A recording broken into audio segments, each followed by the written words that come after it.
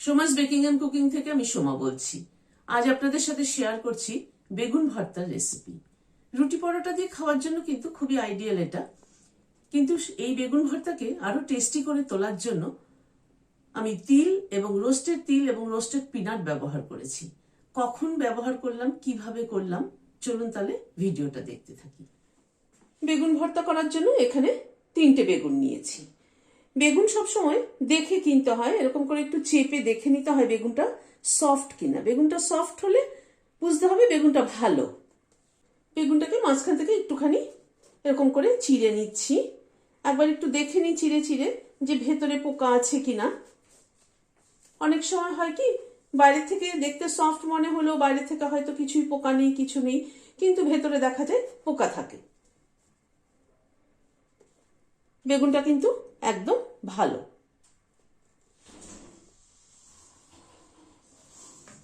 এইভাবে সব বেগুনগুলোর মাঝখানগুলো একটু চিড়ে চিড়ে নিচ্ছি। এবার বেগুনটার মধ্যে একটু সরষের তেল মাখিয়ে নিচ্ছি গায়ে।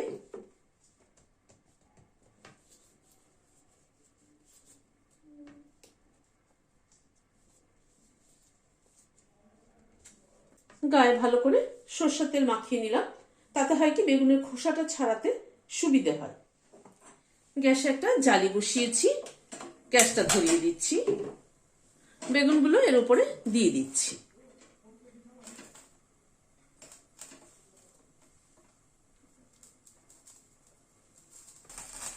বেগুনটাকে উল্টে দিচ্ছি।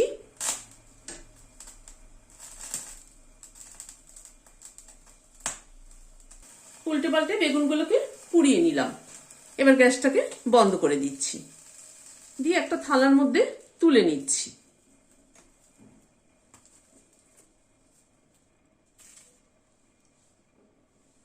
তিনটে টমেটো আর একটা রসুনকে পুড়িয়ে নিচ্ছি।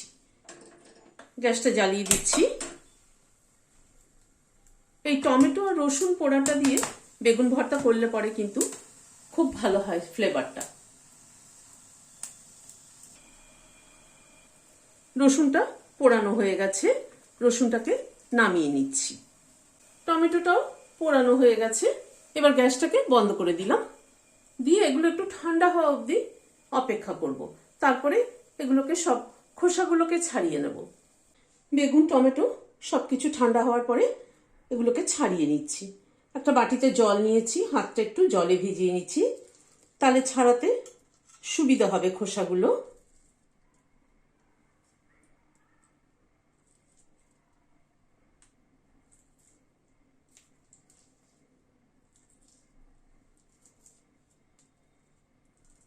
এইভাবে সব বেগুনগুলোকে ছাড়িয়ে নিচ্ছি খোসাটা, এবং টমেটোগুলোর খোসাটাও ছাড়িয়ে নিচ্ছি।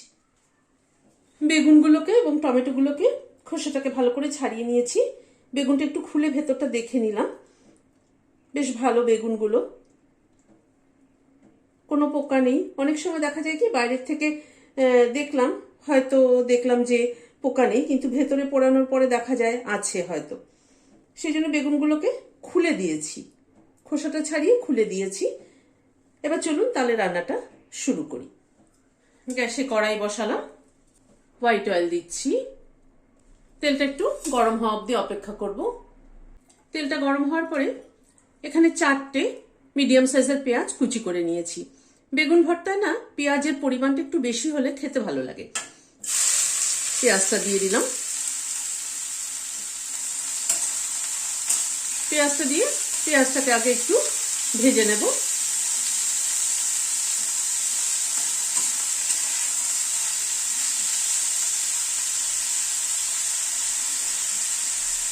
পেঁয়াজটাকে মিনিট 2 মতো একটু ভেজে নিলাম। পেঁয়াজটা কিন্তু খুব হালকা করে ভেজেছি, জাস্ট পেঁয়াজের কালারটা চেঞ্জ হয়েছে। এখানে 2 চামচ, মানে চায়ের চামচের 2 চামচ আদা কুচি। আদা কুচির পরিমাণটাও একটু বেশি হলে মুখে পড়লে খেতে ভালো লাগে।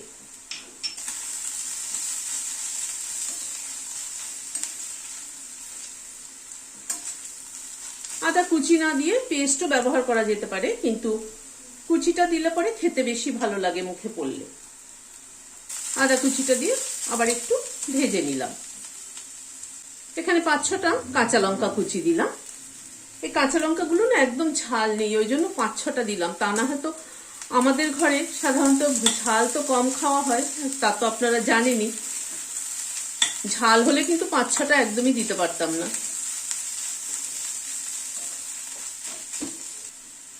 রসুন যেটা পুড়িয়ে নিয়েছিলাম সেটা ছুলে থেতো করে নিয়েছি, সেটা দিয়ে দিলাম।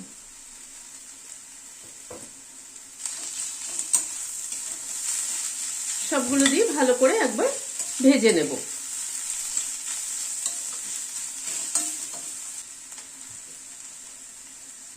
পেঁয়াজ, আদা, কাঁচা লঙ্কা সবগুলোকে ভালো করে ভেজে নিলাম।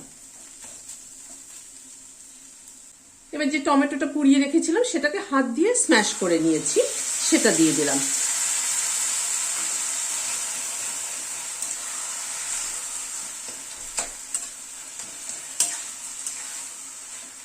টমেটোটা দিয়ে আবার একটু কষিয়ে নেব।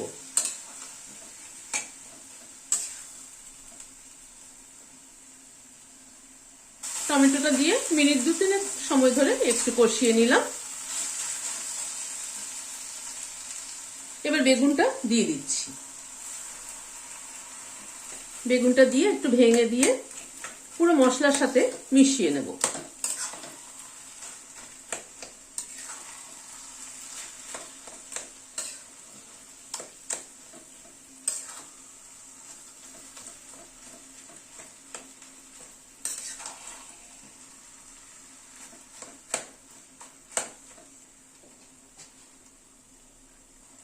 হাফ টিস্পুন নুন দিয়ে দিলাম, হাফ টিস্পুন হলুদ দিয়ে দিলাম।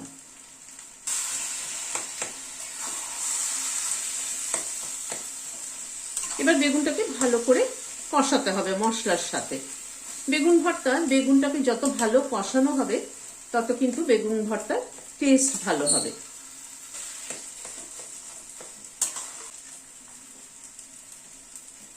প্রায় 7-8 মিনিট সময় ধরে গ্যাসের ফ্লেমটাকে মিডিয়ামে রেখে বেগুনটাকে কষিয়ে নিলাম। দেখুন বেগুনটা কতটুকু হয়ে গেছে, কতটা ছিল কতটুকু হয়ে গেছে। 1 চামচ চিনি দিয়ে দিলাম, চিনিটাকে মিশিয়ে দিচ্ছি। নুন মিষ্টিটা নিজেদের টেস্ট অনুযায়ী দেবেন, তবে একটু চিনি দিলে খেতে ভালো লাগে, নুন মিষ্টির ব্যালেন্সটা ঠিক হয়।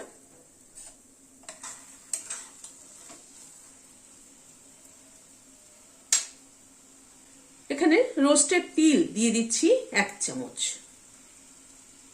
আর চিনেবাদাম, রোস্টেড চিনেবাদাম হাফ ক্রাশ করে নিয়েছি, মানে চাঙ্ক আছে, মুখে পড়বে খেতে গেলে, সেটা কিন্তু খেতে অনেক ভালো লাগে খাওয়ার সময়, মুখে যখন বাইটে পড়বে।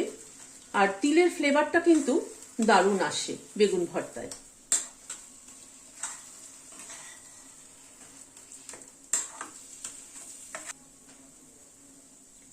এক মুঠো ধনেপাতা ছড়িয়ে দিচ্ছি, ধনেপাতাটা মিশিয়ে দিচ্ছি।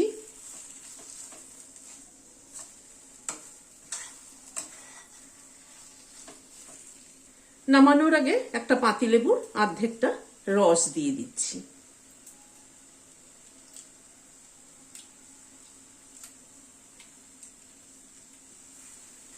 পাতিলেবুর রসটা দিয়ে মিশিয়ে দিলাম।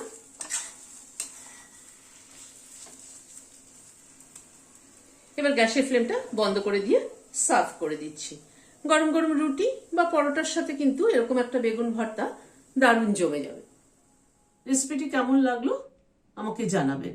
যদি ভালো লাগে তাহলে একটা লাইক এবং সাবস্ক্রাইব করার অনুরোধ রইল। আজ তাহলে এখানে শেষ করছি, দেখা হচ্ছে পরবর্তী ভিডিওতে। নমস্কার।